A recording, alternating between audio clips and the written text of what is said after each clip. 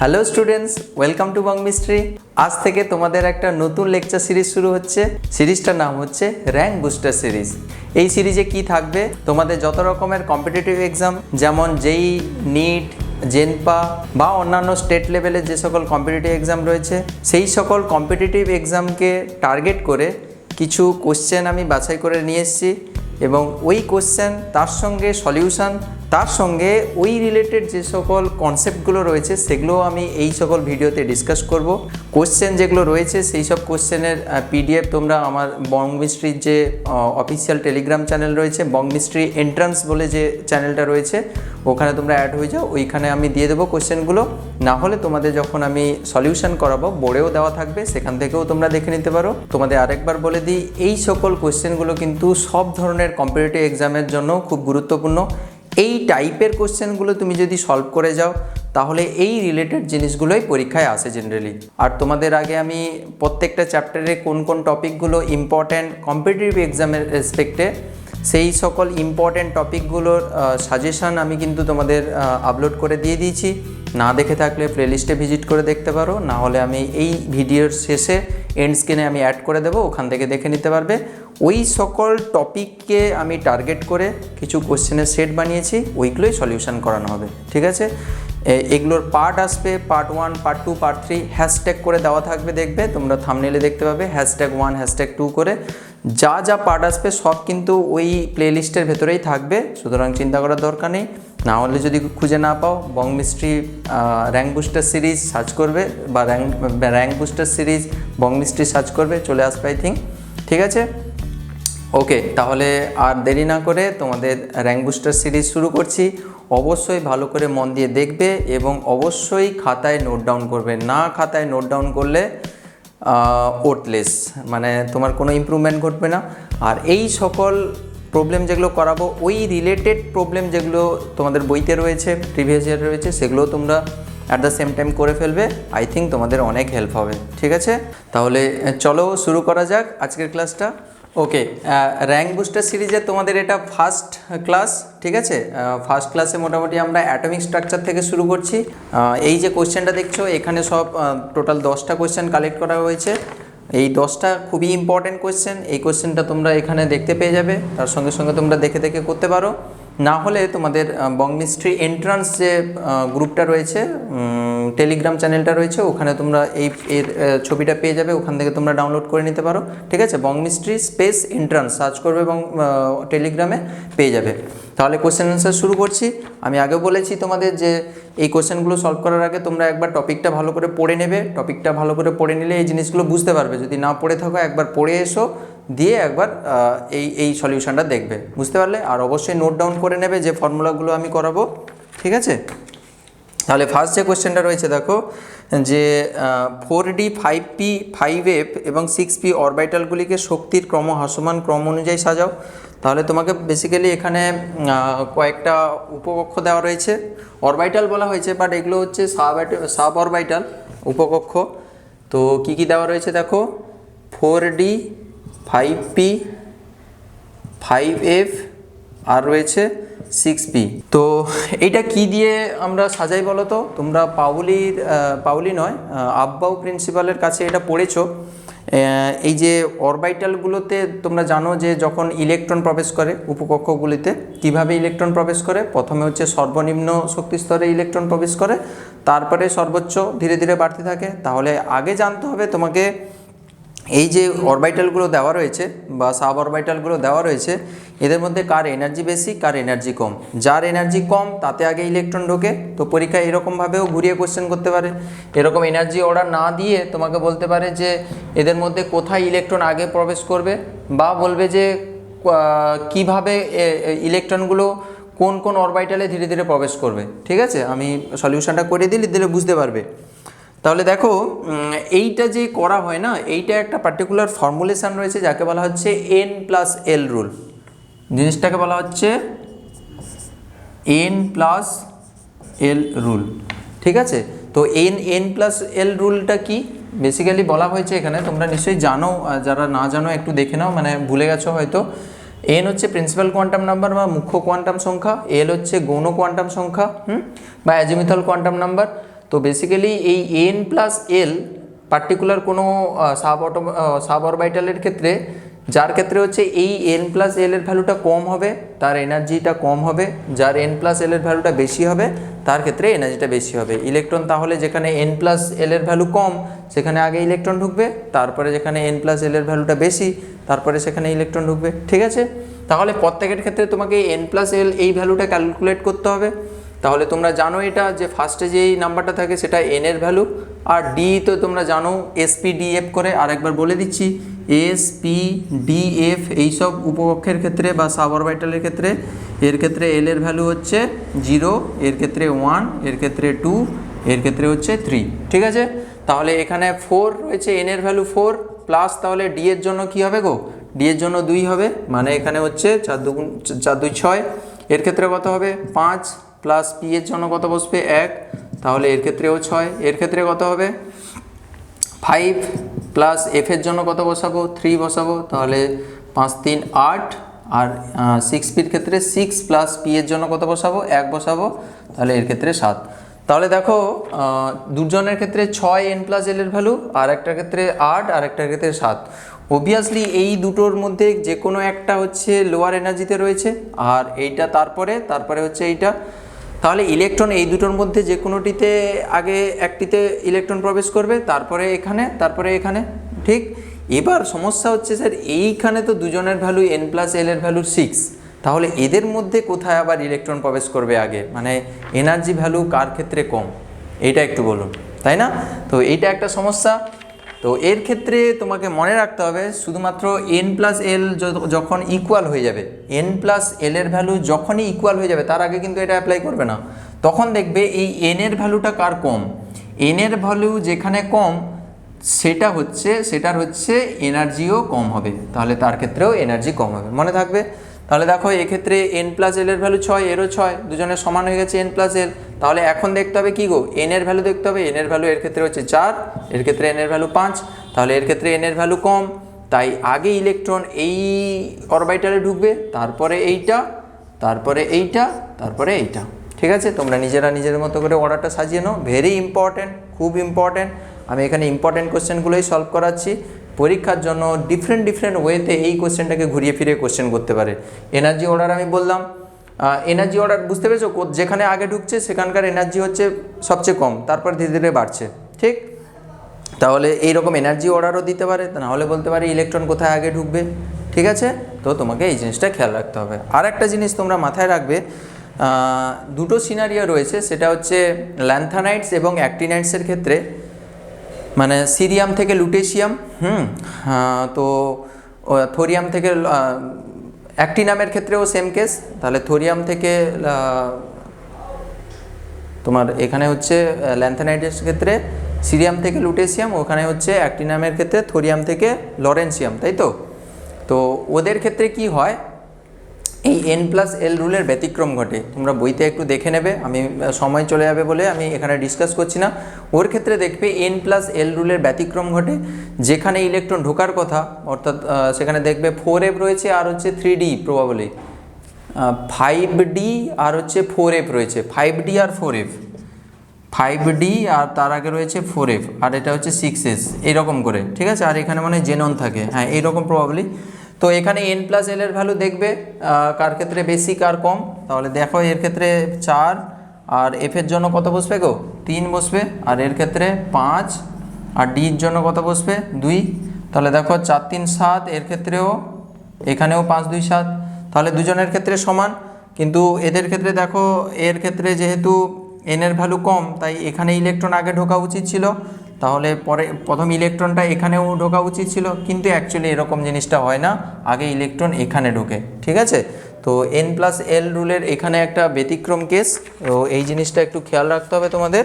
4f1 এটা 5d 0, এটা হওয়া উচিত ছিল, কিন্তু অ্যাকচুয়ালি হয় কিন্তু অন্য হয়, কিন্তু আগে এখানে ইলেকট্রন ঢোকে, হ্যাঁ এখানে আগে ইলেকট্রন ঢোকে, এইটাকে ভ্যাকেন্ট করে, তো এখানে একটা 4d1 হয়ে যায়। ঠিক আছে, এই জিনিসটা শুধু খেয়াল রাখবে যে এদের ক্ষেত্রে ব্যতিক্রমী কেস লক্ষ্য করা যায়। ঠিক, তো এইটা হলো ফার্স্ট কোয়েশ্চেন। সেকেন্ড কোয়েশ্চেনে একটু চলে এসো। সেকেন্ড কোয়েশ্চেনে কি বলেছে, আচ্ছা ওরই একটা সাব পার্ট দেওয়া রয়েছে, দেখো কোন অরবিটালে ইলেকট্রন আগে প্রবেশ করবে, সেই সেম n+l রুল দিয়ে তুমি এটাকে এক্সপ্লেন করবে। নেক্সট কোয়েশ্চেন দেখো, মুখ্য কোয়ান্টাম সংখ্যার মান n=4 হলে মোট কক্ষকের সংখ্যা কী হবে। অপশানগুলো দেওয়া রয়েছে। তাহলে প্রিন্সিপাল কোয়ান্টাম নাম্বার n হলে, মনে রাখবে এটা সূত্রটা লিখে রাখতে পারো, প্রিন্সিপাল কোয়ান্টাম নাম্বার যদি n হয় তখন কক্ষকের সংখ্যা বের করানোর সূত্র হচ্ছে n² সংখ্যক কক্ষক থাকবে, এটা হচ্ছে কক্ষকের সংখ্যা। ঠিক আছে, এবার তুমি এখানে দেখো n= কত দেওয়া রয়েছে গো, n=4 দেওয়া রয়েছে, তাহলে কক্ষক সংখ্যা কি হবে, 4² হবে, মানে 16টা হবে। ঠিক আছে, যদি বলে এই কক্ষকে কটা ইলেকট্রন রয়েছে, n=4, এই মুখ্য শক্তি স্তরে কতগুলো ইলেকট্রন রয়েছে, তাহলে ইলেকট্রন বের করে দেখো, কক্ষক মানে তো তোমরা জানো, ধরো পি এর ক্ষেত্রে এইগুলো হচ্ছে এক একটা কক্ষক বা কুটুরি। হ্যাঁ, তাহলে প্রত্যেকটা কুটুরিতে দুটো করে ইলেকট্রন থাকে, তাহলে যত সংখ্যক কক্ষক বা এই কুটুরি থাকবে প্রত্যেকে তো দুটো করে ইলেকট্রন থাকে, তাহলে 2 দিয়ে গুণ করে দিলেই তো আমি পেয়ে যাব, তাই না। তাহলে ইলেকট্রন সংখ্যা বের করানোর জন্য 2n² ফর্মুলা লাগবে। ঠিক আছে, তাহলে n কোয়ান্টাম নাম্বারের জন্য টোটাল ইলেকট্রন সংখ্যা হবে 2n², আর টোটাল কক্ষক সংখ্যা হবে n²। তাহলে এইভাবে করে দেবে। ঠিক আছে, নেক্সট কোশ্চেনে চলে এসো। n=3, l=1 কক্ষকে কতগুলি ইলেকট্রন থাকতে পারে, তাহলে দিয়েছে যে n=3, l=1, এই কক্ষকে কতগুলি ইলেকট্রন থাকতে পারে। তোমাকে কক্ষক বলেছে, অরবিটাল বলেছে, মানে এইসব কুটুরি যাই থাকুক না কেন, বেসিক্যালি এখানে কি বলতো, এখানে n এর ভ্যালু 3 আর l এর ভ্যালু 1, l এর ভ্যালু 1 মানে কি গো, l এর ভ্যালু 1 মানে p এর কথা বলেছে, মানে 3p অরবিটালের। তাহলে 3p, পিতে তোমরা তো জানো টোটাল 3টা অরবিটাল থাকে, তাহলে যে কোনো একটা অরবিটালের কথা বলা হয়েছে, অরবিটাল বলে দিয়েছে কিন্তু, তাহলে যে কোনো একটা অরবিটালের কথা বলেছে, তাহলে যে কোনো একটা অরবিটালে কটা ইলেকট্রন ম্যাক্সিমাম থাকতে পারে, 2টো ইলেকট্রন থাকতে পারে, তাহলে এখানে অপশান হবে 2টি। তাহলে এর জন্য ইলেকট্রন 2টি থাকতে পারে কক্ষকে, অরবিটালে। কিন্তু দেখো এইটাকে যদি একটু ঘুরিয়ে দেয়, দেখো তার নিচে রয়েছে কোশ্চেনটা যে n=3, l=1, এই উপকক্ষে কতগুলি ইলেকট্রন থাকতে পারে, তখন কি বলবে বলো তো। যদি এইটাকে অরবিটাল না বলে যদি সাব অরবিটাল বা উপকক্ষ বলে দেয়, তখন কিন্তু টোটাল 3p উপকক্ষের কথা বলছে। তাহলে 3p উপকক্ষ মানে p উপকক্ষ, দেখো পিতে টোটাল কটা অরবিটাল থাকে, 3টা অরবিটাল থাকে, তাহলে প্রত্যেকটা 2টো করে, তাই না। তাহলে প্রত্যেকটা 2টো করে মানে টোটাল ইলেকট্রন কটা হবে 3pতে টোটাল ইলেকট্রন 6টি হবে। ঠিক আছে, 3 দুগুণে 6, প্রত্যেকটা 2টো করে, তাহলে 3 দুগুণে 6 হবে। বোঝা যাচ্ছে তো। তো এইভাবে হবে। নেক্সট রয়েছে দেখো 4-এর দাগে, 5g অরবিটালের কৌণিক ভরবেগের মান কত। 5g অরবিটালে তোমাকে জিজ্ঞাসা করেছে কৌণিক ভরবেগের মান। তাহলে কৌণিক ভরবেগ বের করানোর একটা ফর্মুলেশন রয়েছে, হ্যাঁ, ওইটা তোমাদের একটু খেয়াল রাখতে হবে। কৌণিক ভরবেগ বের করানোর একটা ফর্মুলেশন হচ্ছে এইটা, √l × l+2 l+2 × h/2π। এটা হচ্ছে h/2π ইউনিটে এই ভ্যালুটা বেরোয়। তাহলে 5g অরবিটালের ক্ষেত্রে বলেছে গো 5g।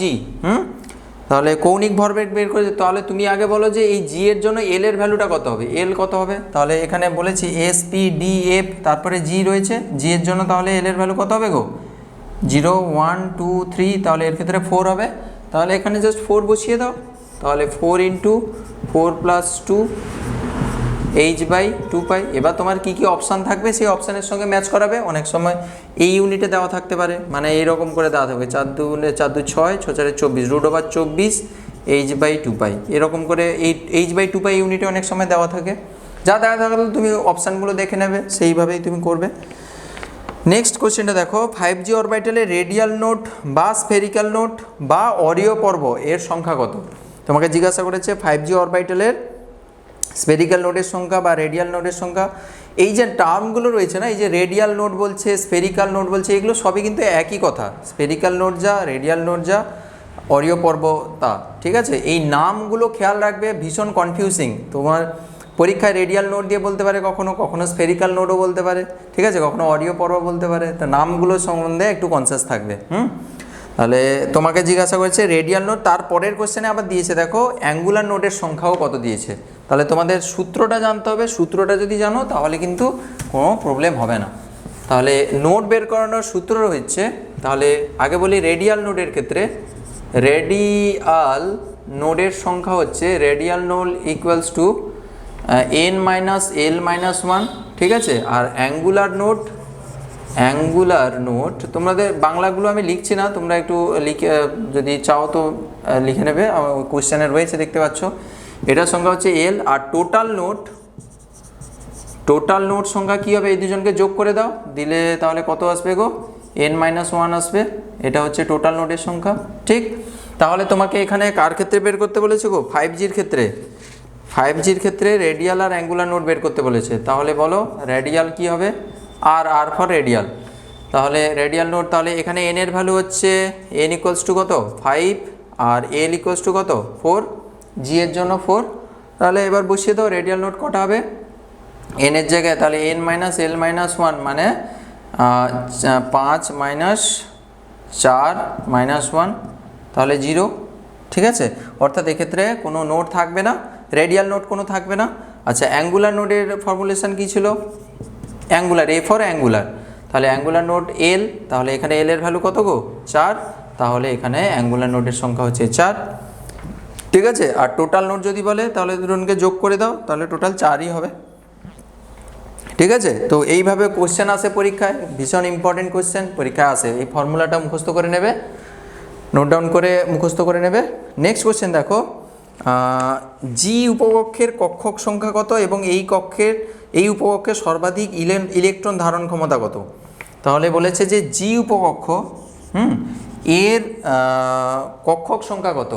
তাহলে উপকক্ষের কক্ষক সংখ্যা বের করানোর একটা ফর্মুলেশন, এই কোশ্চেনগুলো দেওয়ার একটাই উদ্দেশ্য, এই ফর্মুলাগুলো সম্বন্ধে আইডিয়া থাকা। পরীক্ষায় ডিরেক্টলি ফর্মুলাও আসে, জেনপার যেটা মোটামুটি লেভেলের কোশ্চেন, ওগুলো ডিরেক্টলি ফর্মুলাও জিজ্ঞাসা করে, নিটেও আসতে পারে।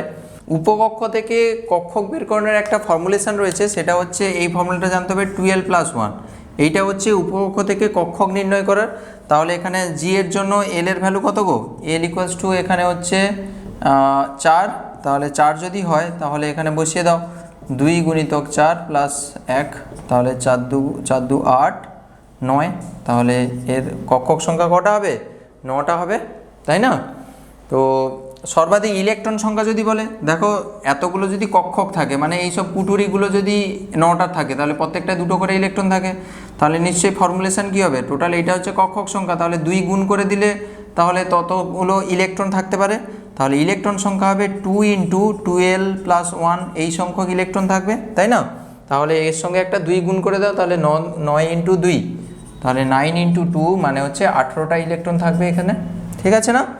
তাহলে এখানে যেটা জানার বিষয়, যে কোনো উপকক্ষ দেওয়া থাকলে উপকক্ষে কটা অরবাইটাল রয়েছে সেইটা পাবো আমরা 12+1, এই সংখ্যা থেকে আমরা অরবাইটালের সংখ্যা ক্যালকুলেট করতে পারবো, ঠিক আছে। তুমি দেখো না, একটা যে কোনো তোমার জানা যে কোনো জিনিস দেখো, ডি অরবাইটালের ক্ষেত্রে, তাহলে ডি এর ক্ষেত্রে এল এর ভ্যালু কত গো, ডি এর ক্ষেত্রে এল এর ভ্যালু 2, তাহলে 12+1 বসিয়ে দাও, 2 × 2+1, তাহলে 2 2 4 আর 5। তোমরা তো জানো ডি এর 5টা অরবাইটাল না, 1 2 3 4 5, তাহলে প্রত্যেকটা 2টো করে ইলেকট্রন, তাহলে টোটাল ইলেকট্রন সংখ্যা কত, 5 গুণিতক 2 মানে হচ্ছে 10টা, ঠিক আছে না।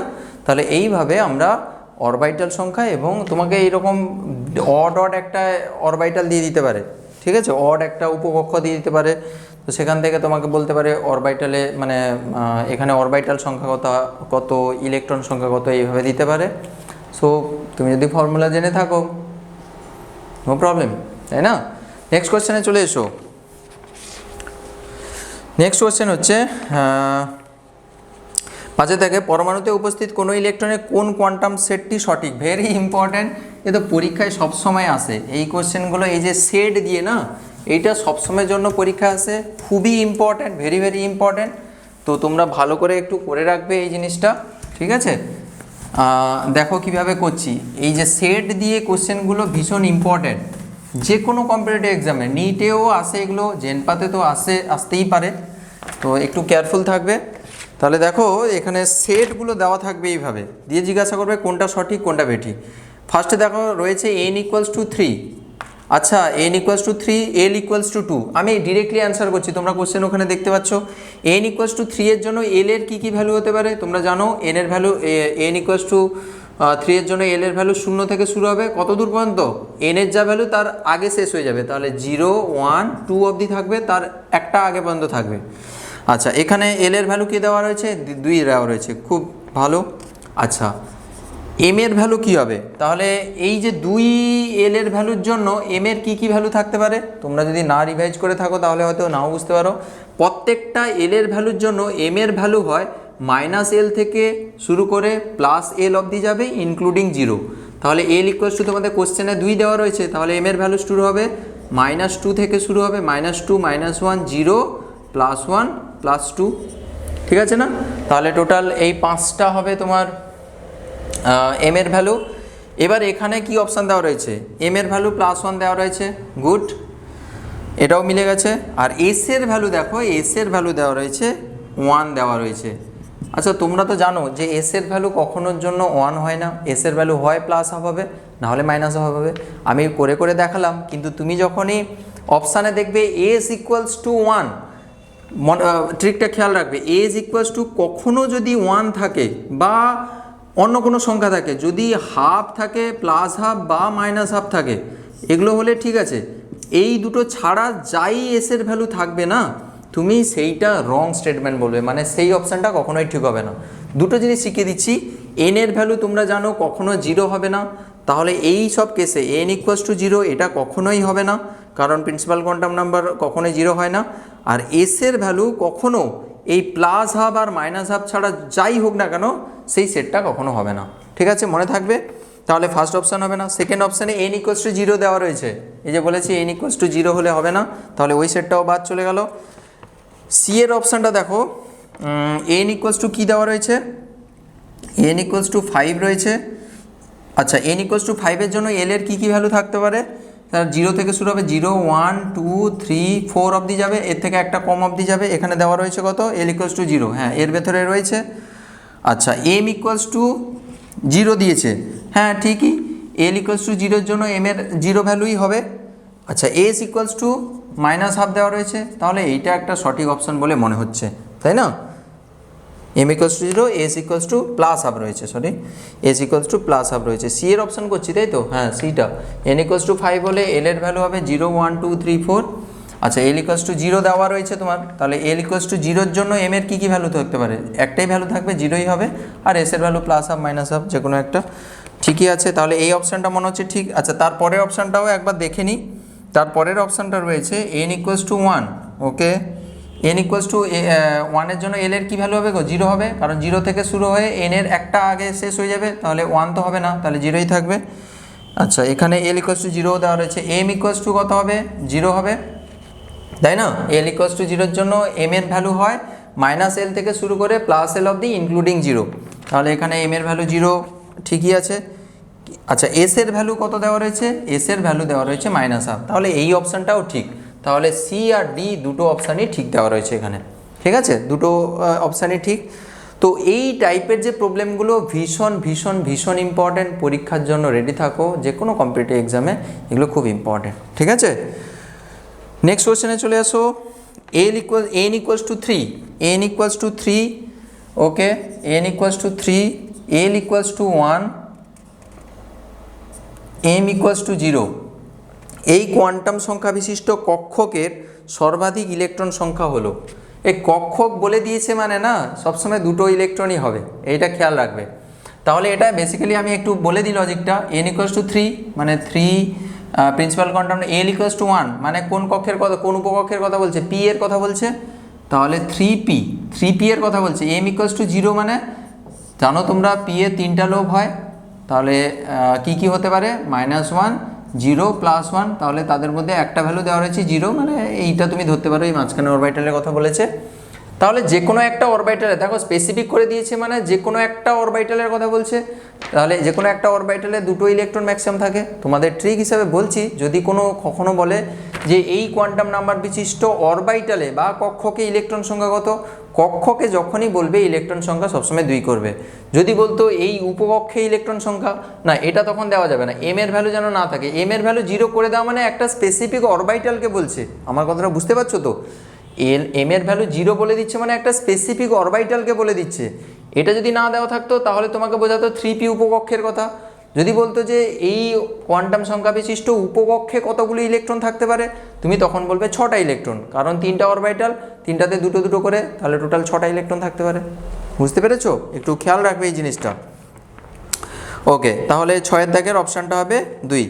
7-এর দাগে দেখো এইখানে দেওয়া রয়েছে n = 3, n = 3, l = 1, m = -1, এই কোয়ান্টাম সংখ্যা বিশিষ্ট সেটটির সর্বাধিক ইলেকট্রন ধারণ ক্ষমতা। তাহলে এখানে কিছু বলেনি, চালাকি করেছে দেখো, কোনো উপকক্ষও বলেনি, কক্ষকও বলেনি। তাহলে এই কোয়ান্টাম সংখ্যা বিশিষ্ট সেটটির সর্বাধিক ইলেকট্রন ধারণ ক্ষমতা, তাহলে তুমি বুঝতে পেরে গেছো n = 3, l = 1 মানে 3p-র কথা বলছে।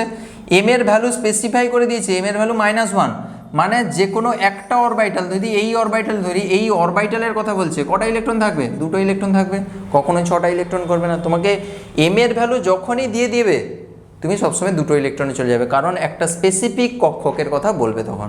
দেখো জিনিসগুলো খুব ইজি জিনিস, বাট সবসময় ভুল করে বাচ্চারা, একটু কেয়ারফুল থাকবে, ঠিক আছে? নেক্সট কোশ্চেন দেখো 8-এর দাগে, ডি কক্ষকগুলির মধ্যে কোনটির বা কোনগুলি ইলেকট্রন ঘনত্ব অক্ষ বরাবর থাকে? খুব ভালো কোশ্চেন, অরবিটালের শেপ থেকে এরকম কোশ্চেন আসে গো, একটু কেয়ারফুল থাকবে। এই অরবিটালের D orbital, S orbital, P অরবিটালের শেপগুলো খেয়াল রাখবে। পি এর শেপ হচ্ছে ডাম্বেল আকৃতি, ডি এর শেপ হচ্ছে দ্বি ডাম্বেল আকৃতি, ঠিক আছে? তো ডি অরবিটালগুলো তোমরা তো জানো কতগুলো ডি অরবিটাল রয়েছে, d x y, d y z, d z x, d x square minus y square, আর ডি জেড স্কোয়ার। একটু বলে দিই, এইরকম করে অরবিটালগুলো এরকম করে যদি একটু লিখে ফেলো, আমি পুরো সব ডিটেলে আসছি না, শুধু একটু বলে দিচ্ছি। তো এক্স ওয়াই এর লোবগুলো কোথায় থাকে? টোটাল তো 4টা লোব, এগুলো সব 4টা লোব থাকে, এগুলো সব হচ্ছে 4টা করে লোব থাকে, এগুলোকে লোব বলা হয়, এগুলোকে লোব বলা হয়। আচ্ছা সরি, এটা একটু অন্যরকম কেস, এই দুটোর একটু অন্যরকম কেস হয়েছে, খেয়াল রাখবে। এই দুটোর জন্য আমি আলাদা আলাদা করে করছি, ঠিক আছে? তাহলে এক্স ওয়াই মানে কি জানো তো? যদি এটা এক্স অরবিটাল, এটা এক্স অ্যাক্সিস, এটা ওয়াই অ্যাক্সিস যদি ধরো, আর এটা যদি তুমি জেড অ্যাক্সিসটাকে যদি এইভাবে ধরো, এই সব লোবগুলো এক্স অ্যাক্সিস আর ওয়াই অ্যাক্সিসের মাঝখান বরাবর লোবগুলো থাকে, ঠিক আছে? শুধু এটা খেয়াল রাখো। তাহলে এক্স অ্যাক্সিস আর ওয়াই অ্যাক্সিসের মাঝখান বরাবর, ওয়াই জেড মানে হচ্ছে ওয়াই অ্যাক্সিস আর জেড অ্যাক্সিসের মাঝখান, দেখো অ্যাক্সিসের মাঝখান বরাবর এই গোলগুলো না, বেলুনগুলো না, তাহলে অ্যাক্সিসের মাঝখান বরাবর ওয়াই জেডের ক্ষেত্রেও সেই রকম, এটা সরি জেড এক্সের ক্ষেত্রে যদি এটা জেডটা হয়, এটা এক্স হয়, বা এটাকে এক্স, এটাকে জেড, 3 ডাইমেনশনালে তুমি চেঞ্জই করতে পারো। তাহলে এদের মধ্যবর্তী সব লোবগুলো রয়েছে, এগুলো হচ্ছে এই যে 3টা অরবিটাল না, এগুলো এই 3টা ডি অরবিটালের লোবগুলো হচ্ছে ইন বিটুইন অ্যাক্সিস থাকে, অর্থাৎ অ্যাক্সিসের মাঝখান বরাবর লোবগুলো থাকে, খেয়াল রাখবে, এটা পরীক্ষা আসে কোয়েশ্চেন। আর এই দুটো একটু অন্যরকম দেখতে, D x square minus Y স্কোয়ারের লোবগুলো কেমন থাকে বলো তো? এটা এক্স অ্যাক্সিস, এটা যদি ওয়াই অ্যাক্সিস হয়, এর হচ্ছে ইন বিটুইন অ্যাক্সিস নয়, অ্যাক্সিস বরাবর এই লোবগুলো থাকে, ঠিক আছে? এক্স অ্যাক্সিস আর ওয়াই অ্যাক্সিস বরাবর, দেখো অ্যাক্সিসের ভেদ করে চলে গেছে। এগুলোতে কি থাকে অ্যাকচুয়ালি? এগুলোতেই তো ইলেকট্রন থাকে, তাই না? আর এইখানে একে বলা হয় নোড, এই যে নোডের কথা বলছিলাম, রেডিয়াল নোড, অ্যাঙ্গুলার নোড, এগুলো হচ্ছে নোড। এখানে ইলেকট্রন পাওয়ার সম্ভাবনা সবচেয়ে কম, এখানে ইলেকট্রন ডেনসিটি 0, আর এগুলোতে সব, যেখানে হাওয়া বেশি সেখানে ভাববে ইলেকট্রন বেশি, ঠিক আছে? বেলুনের হাওয়া বেশি, এখানে ইলেকট্রন বেশি, এগুলোতে ইলেকট্রন থাকে, ঠিক আছে?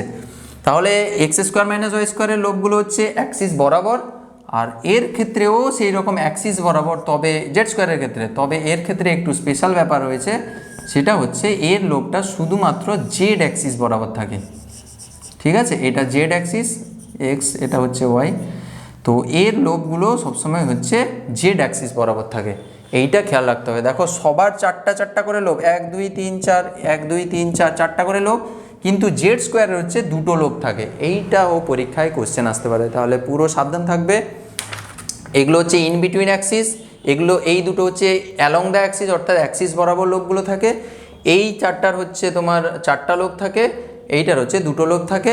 সাইনগুলো একটু খেয়াল রাখবে, এটা যদি প্লাস সাইন হয় এটার প্লাস, এটা মাইনাস হলে এটা মাইনাস, এর ক্ষেত্রেও সেরকম, এটা প্লাস হলে এটা প্লাস, এটা মাইনাস হলে এটা মাইনাস। এগুলো কোনো কিন্তু চার্জ নয়, কিন্তু এটা ভুল করবে না, এগুলো হচ্ছে তরঙ্গের অপেক্ষক, ঠিক আছে? তরঙ্গ বোঝাতে, পজিটিভ তরঙ্গ, নেগেটিভ তরঙ্গ, এইগুলো বোঝানোর জন্য এই প্লাস মাইনাস দেওয়া হয়, এগুলো কোনো চার্জ নয়, এটা খেয়াল রাখবে। বিভিন্ন রকমের কোশ্চেন ফ্রেম করতে, কম্পিটিটিভ এক্সামে কনসেপ্ট যদি না ক্লিয়ার থাকে না বাবু, ডিফারেন্ট ডিফারেন্ট কোশ্চেনে তোমাকে ফাঁসিয়ে দেবে, কনসেপ্টগুলো ক্লিয়ার করবে, ঠিক আছে। ওকে, এইটা হলো শেপ দিয়ে কোশ্চেন হতে পারে। নেক্সট কোশ্চেনে চলে আসো। তাহলে এখানে অ্যান্সার কী হবে গো? 8-এর দাগে ডি কক্ষকগুলির কোনগুলির বা কোনটির বা কোনগুলি ইলেকট্রন ঘনত্ব অক্ষ বরাবর, তাহলে d x square minus y square আর ডি জেড স্কোয়ার, এগুলো এমসিকিউতে ছিল, আমি এরকম কোশ্চেন আকারে নিয়ে নিয়েছি। নেক্সট কোশ্চেনটা রয়েছে Mn2+, Ni2+, আর হচ্ছে কোবাল্ট 2+, এদের মধ্যে কোনটি বেশি প্যারাম্যাগনেটিক? এদের মধ্যে কোনটি বেশি প্যারাম্যাগনেটিক? তো তোমরা এটা শিখেছো যে প্যারাম্যাগনেটিক বা চুম্বক দ্বারা আকর্ষণ সবচেয়ে বেশি কোন ক্ষেত্রে হবে, মানে কোন আয়নটাকে চুম্বক বেশি আকর্ষণ করবে? যার অযুগ্ম ইলেকট্রন সংখ্যা বেশি। আরেকবার বলছি, যার অযুগ্ম ইলেকট্রন সংখ্যা বেশি তার প্যারাম্যাগনেটিক প্রপার্টি বা পরাচুম্বকীয় ধর্ম বেশি হবে। চুম্বক দ্বারা তার হচ্ছে তীব্র আকর্ষণ ঘটবে, অর্থাৎ চুম্বক তাকে বেশি করে আকর্ষণ করবে, ঠিক আছে। তাহলে তোমাকে বেসিক্যালি দেখতে হবে অযুগ্ম ইলেকট্রন সংখ্যা। তাহলে Mn2+ রয়েছে, কী রয়েছে? Mn2+, এগুলো সব ইলেকট্রন বিন্যাসের কোশ্চেন, কিন্তু এগুলো আসে পরীক্ষায়, সহজ জিনিস বাট আসে। এগুলো হচ্ছে তোমাকে অযুগ্ম ইলেকট্রন সংখ্যা বের করতে বলেছে। Mn এর ইলেকট্রন বিন্যাস কী গো? Mn25, তোমাদের শিখিয়েছি, এর ট্রিকটা দিয়েছি। তাহলে কিভাবে করা হয়? 3D তারপরে 4s এইভাবে লেখা হয়। 25 আছে, এর অ্যাটমিক নাম্বার কত গো? 25। 25কে উল্টে দেবে, তাহলে 52 লিখে দেবে। 25কে উল্টে দিয়ে গেলে 52, আগে 3D লিখবে তারপর 4s লিখবে, তাহলে 5 বসাবে এখানে আর 2 বসাবে এখানে। নিকেলের ক্ষেত্রে কি হয়? 28, তাহলে সেই ট্রিক অ্যাপ্লাই করবে। তাহলে 3D লিখবে তারপরে 4s, এটা বাইরের কক্ষে অবভিয়াসলি। এর আগে কে রয়েছে গো? আর্গন রয়েছে, আর্গন, হিলিয়াম নিয়ন আর্গন 18 রয়েছে, সেটা আমি লিখছি না। তাহলে আগে 3D তারপর 4s, তাহলে 28কে উল্টে দাও, 82 করে দাও, প্রথমে 8 বসাবে তারপর 2 বসাবে, এখানে 8 এখানে 2। কোবাল্ট হচ্ছে 27, 27কে কী করবে গো? 72 করে দেবে উল্টে, তাহলে 3D বসাবে তারপরে 4s বসাবে, আগে 7 তারপর হচ্ছে 2, এরকম বসাবে। তাহলে এখানে কটা? 2টো বেরিয়ে গেছে, তাহলে নিশ্চয়ই এখান থেকে ইলেকট্রন বেরিয়ে যাবে, এখান থেকে বেরিয়ে চলে গেল, এখন এটা নেই। এর ক্ষেত্রে 2+, মানে 2টো ইলেকট্রন 4s থেকে বেরিয়ে যাচ্ছে, এটাও নেই। এখানেও 2টো ইলেকট্রন বেরিয়ে গেছে, এটাও নেই। তাহলে দেখো 3D5 বক্স কাটিং করে দেখলে বুঝতে পেরে যাবে, আমি ট্রিকটা পরে দিচ্ছি। তাহলে D5 মানে প্রত্যেকটা অযুগ্ম ইলেকট্রন, তাহলে এখানে অযুগ্ম ইলেকট্রন n সমান কত গো? 5। এখানে কত হবে অযুগ্ম ইলেকট্রন সংখ্যা? 1 2 3 4 5, 1 2 3 4 5 6 7 8, তাহলে অযুগ্ম ইলেকট্রন এখানে 2। এক্ষেত্রে অযুগ্ম ইলেকট্রন কটা হবে? 1 2 3 4 5 6 7, এখানে অযুগ্ম ইলেকট্রন 3। তাহলে চুম্বক দ্বারা বেশি আকর্ষিত হবে এইটা, তারপরে এইটা, তারপরে এইটা। অযুগ্ম ইলেকট্রন সংখ্যা বেশি হলে কেন প্যারাম্যাগনেটিক ধর্ম বেশি হয় তোমরা জানো এই সূত্রটা, √n × n+2, সব ফর্মুলাগুলো লিখে রাখবে, BM বোর ম্যাগনেটন। এইটা হচ্ছে চৌম্বক ভ্রামকের মান, চৌম্বক ভ্রামক, ঠিক আছে। চৌম্বক ভ্রামকের মান হচ্ছে এইটা, এইটা বোর ম্যাগনেটের। এখানে n মানে কি? n মানে হচ্ছে এই যে অযুগ্ম ইলেকট্রন সংখ্যা, লিখে রাখবে n = অযুগ্ম ইলেকট্রন সংখ্যা। তাহলে যার এই n × n+, √n × n+2 এই ভ্যালুটা বেশি, তার ক্ষেত্রে পরাচুম্বকীয় ধর্ম বেশি, তাকে চুম্বক বেশি করে আকর্ষণ করবে, তার এই ভ্রামকটাও বেশি হবে, ঠিক আছে। তো এইভাবে তোমরা প্যারাম্যাগনেটিক ধর্মও বেশি হবে। তো পরীক্ষায় বিভিন্ন রকমের কোশ্চেন আসবে, এই কনসেপ্টটা একটু ক্লিয়ার রাখবে, ঠিক আছে। হয়ে গেল। তারপরে একটা কোশ্চেন রয়েছে, হ্যাঁ এর ট্রিকটা দেবো বলছিলাম না, অযুগ্ম ইলেকট্রন কী করে। তুমি প্রথমে কি করবে বলো তো? তুমি তো এর D5 এর D8 এটা তো তুমি তো বুঝতে পেরে যাবে, তুমি এই ইলেকট্রন বিন্যাস থেকে তাড়াতাড়ি করে এটা লিখে ফেলবে। তারপরে কি করবে বলো তো? 5 অবধি, D5 অবধি অযুগ্ম ইলেকট্রন সবসময় 5 হবে। 5-এর পর যেটা থাকবে না, 5-এর পর যত ডি ইলেকট্রন থাকবে, ধরো D5 এর ক্ষেত্রে তুমি কি করবে? অযুগ্ম ইলেকট্রন সংখ্যা সমান 10 - যতগুলো ইলেকট্রন থাকবে, অবভিয়াসলি 5-এর পর থেকে এটা। তাহলে 5 10 - 5-এর পরে কটা ইলেকট্রন রয়েছে? 8টা, তাহলে 2টো অযুগ্ম ইলেকট্রন থাকবে। এখানে 7 রয়েছে, তাহলে তুমি কি করবে? 10 - 7 করবে, তাহলে এখানে 3টে অযুগ্ম ইলেকট্রন, ঠিক আছে। যদি D6 থাকতো, D6-এর ক্ষেত্রে অযুগ্ম ইলেকট্রন কত হবে? 10 - 6, মানে হচ্ছে 4টা অযুগ্ম ইলেকট্রন, বুঝতে পেরেছো? ধরো D9-এর ক্ষেত্রে অযুগ্ম ইলেকট্রন কত হবে? কি করবে? 10 - 9, মানে একটা অযুগ্ম ইলেকট্রন, মানে 5 অবধি, ঠিক আছে। 5 অবধি D4, D1 2 3 4 5 এই অবধি যতগুলো ডি ইলেকট্রন থাকবে ততগুলোই হচ্ছে তারা অযুগ্ম ইলেকট্রন। D5-এর পর থেকে D6 থেকে শুরু করে কি হবে? 10 - সেই ইলেকট্রন সংখ্যা, 10 - এর ক্ষেত্রেও দেখো 10 - এই যে 7-এর ক্ষেত্রে কত করলাম? 10 - সেই ইলেকট্রন সংখ্যা, এর ক্ষেত্রেও সেরকম করলাম 10 - সেই ইলেকট্রন সংখ্যা, তাহলে অযুগ্ম ইলেকট্রন সংখ্যা বেরিয়ে এলো, ঠিক আছে। এটা করলে হবে। লাস্ট রয়েছে কোশ্চেন, দেখো ক্রোমিয়াম পরমাণুর অযুগ্ম ইলেকট্রন সংখ্যা নির্ণয় করো। তাহলে খুব সিম্পল, ক্রোমিয়াম পরমাণুর ইলেকট্রন বিন্যাস তোমাকে জানতে হবে। ক্রোমিয়ামের 24, তাহলে 3D, তারপর হচ্ছে 4s, তাহলে 24কে উল্টে দিলে কি হবে 42, তাহলে 4, এখানে হবে 2। কিন্তু তোমরা এটা জানো হুন্ডের রুল অনুযায়ী যে হাফ ফিল্ড ফুল ফিল্ডের স্টেবিলিটির জন্য কি হয়, এখানকার একটা হচ্ছে ইলেকট্রন কি হয় এখানে চলে আসে, অর্থাৎ হাফ ফিল্ড হয়ে যায় এখানে 3Dটা, এখানে 3D 5 হয়ে যাবে, 4sটা এখানে কি হয়ে যাবে 4s 1 হয়ে যাবে। তাহলে দুজনেই হাফ ফিল্ড দেখো। তাহলে তোমরা জানো অর্ধপূর্ণ হচ্ছে উপকক্ষের স্টেবিলিটি বেশি হয়, তাই না? অর্ধপূর্ণ আর হচ্ছে পূর্ণ, ইলেকট্রন দ্বারা পূর্ণ উপকক্ষের স্টেবিলিটি সবসময় বেশি হয় কার তুলনায়, যেগুলো হচ্ছে অর্ধপূর্ণ নয় বা পুরোপুরি পূর্ণ নয়। তাহলে এখানে এইটা অর্ধপূর্ণ ছিল না, এ একটা ইলেকট্রন দিতে এও হাফ ফিল্ড হচ্ছে, এও হাফ ফিল্ড হচ্ছে, তাহলে দুজনেই হ্যাপি, দুজনেই স্টেবল, তাহলে এই ইলেকট্রন বিন্যাস লাভ করবে। তাহলে অযুগ্ম ইলেকট্রন সংখ্যা কত হলো, এসের জন্য দেখো একটা অযুগ্ম ইলেকট্রন সংখ্যা, আর D5-এ তো এক্ষুনি আমি ক্যালকুলেট করেছি, D5-এ কী হবে প্রত্যেকটার জন্য একটা একটা একটা একটা করে, তাহলে এখানে 5টা ইলেকট্রন অযুগ্ম ইলেকট্রন, এখানে একটা, টোটাল 6টা অযুগ্ম ইলেকট্রন, তাহলে এখানে অযুগ্ম ইলেকট্রন সংখ্যা হবে 6টি। ঠিক আছে, তাহলে বিভিন্ন রকমের কোশ্চেন এইরকম সেট করতে পারে। এই ছিল তোমাদের ফার্স্ট অ্যাটমিক স্ট্রাকচারের র্যাঙ্ক বুস্টার সিরিজের প্রথম লেকচার। ঠিক আছে, কোশ্চেনগুলো করতে, কালেক্ট করতে, লেকচার বানাতে খুব পরিশ্রম হয়েছে। যদি তোমাদের হেল্পফুল হয় সত্যিকারে অবশ্যই একটা লাইক করবে, বন্ধুদের সঙ্গে অবশ্যই শেয়ার করবে। ঠিক আছে, আর এর পরে লেকচারগুলো সব প্লেলিস্টে পেয়ে যাবে। ঠিক আছে, অল দ্য বেস্ট, প্র্যাকটিস করে যাও। ঠিক আছে, thank you so much for watching, দেখা হচ্ছে নেক্সট ভিডিওতে, বাই।